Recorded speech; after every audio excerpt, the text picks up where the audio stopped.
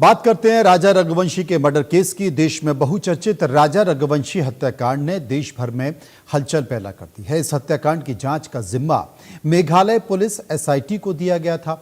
SIT ने हत्याकांड से जुड़े तमाम पहलुओं पर अच्छी तरह से जांच की। शुक्रवार को अब चार्जशीट दाखिल की जाएगी। विशेष जांच टीम ने शुक्रवार शाम अदालत में 790 पन्नों की चार्जशीट को दाखिल कर दिया है। चार्जशीट में राजा रघुवंशी हत्याकांड से जुड़ी पूरी जानकारी है, जिसमें सोनम रघुवंशी को मुख्य आरोपी बनाया गया है। यह मामला इंदौर शहर के जाने माने बिजनेसमैन राजा रघुवंशी की हत्या से जुड़ा हुआ है, जिसने पूरे देश में सनसनी मचा दी है।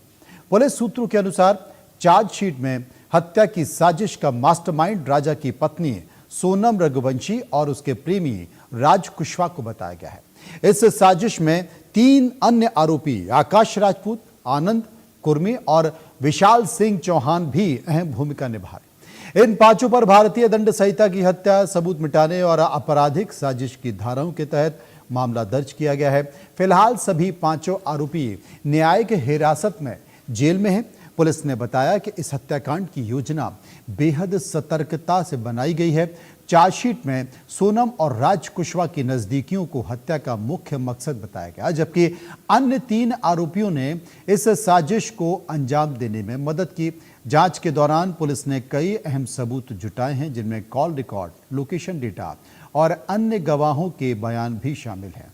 पुलिस ने यह भी खुलासा किया है कि इस मामले में 3 और सह आरोपी property dealer Shalom James, building मालिक लोकेंद्र तोमर और सिक्योरिटी गार्ड बलबीर अहिरवार के खिलाफ जल्द ही सप्लीमेंट्री चार्जशीट दाखिल की जाएगी। इन पर सबूत नष्ट करने का आरोप है।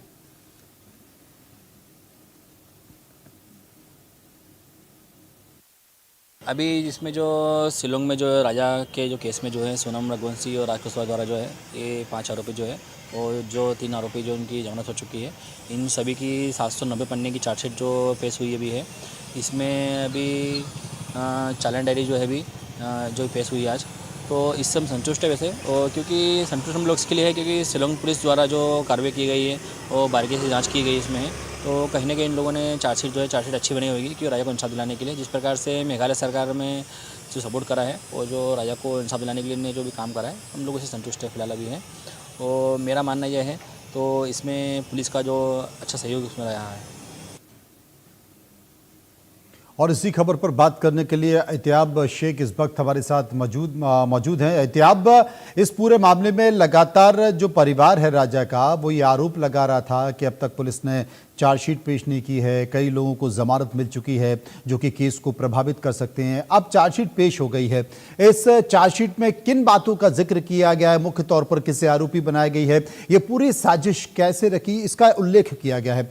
अब उस चार्जशीट को अगर देखा जाए तो राजा का परिवार क्या कहता है?